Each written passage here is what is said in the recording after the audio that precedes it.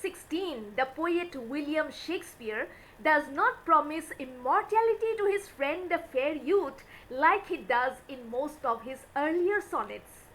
Instead, the poet changes his thoughts here and gives the suggestion to his friend that he should try to become immortal by following a more effective way. The friend should get married and have children. These children would be as beautiful as their father. Therefore, they would be able to take the legacy of his beauty forward. In Sonnet 16, the poet Shakespeare appears to consider his friend's own capacity to sire children as something far more effective than the power of his sonnets. Welcome to Quick Poetry Knowledge, my dear friends. This is Mehjabeen, and today I present before you the summary of Shakespeare's Sonnet 16. The poet Shakespeare begins the sonnet by raising a question to his friend. He asks his fair young friend why he does not embrace a stronger method to fight against the ravaging impact of time. The poet compares time to a cruel dictator. He feels that his poetry is not powerful enough to guarantee immortality to his dear friend.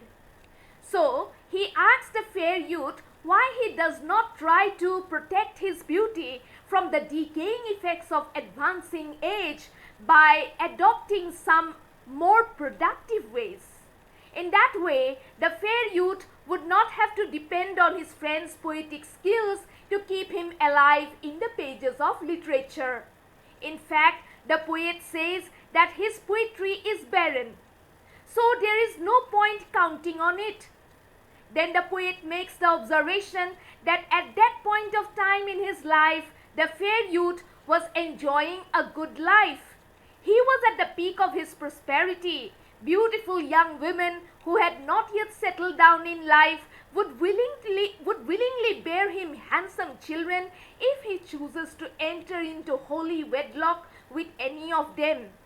The poet compares these girls to gardens in which fresh flowers can bloom.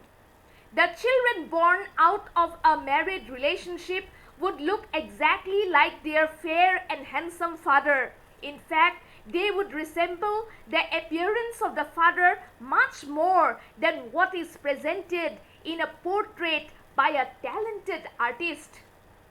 These children would be more capable of giving strength and vitality to their father when he is no longer young. The job that the children can do is something that cannot be done by time. Time can only create wrinkles. Similarly, the poetry composed by the poet also does not have the maturity in it to keep the fair youth alive. The poet feels that neither the power of time nor the power of his pen can immortalize his friend in the eyes of people, either in respect of his inner personality or the beauty of his outward self. In the concluding couplet of the sonnet, the poet says that giving up his bachelorhood is the only solution. By surrendering his single status and embracing a married life, the fair friend would be able to preserve his youth and good looks for all time to come through the children he would be giving life to through marriage. The friend's capabilities as a husband would make him live on forever and ever because his children would be inheriting his beauty and carrying forward the legacy of his youthfulness. Neither the destructive influence of time nor the power of the poet's pen has the capacity to do what a physical relationship with his wife can offer him. Well, that's all for today. I'll be meeting you very soon with another tutorial. Bye.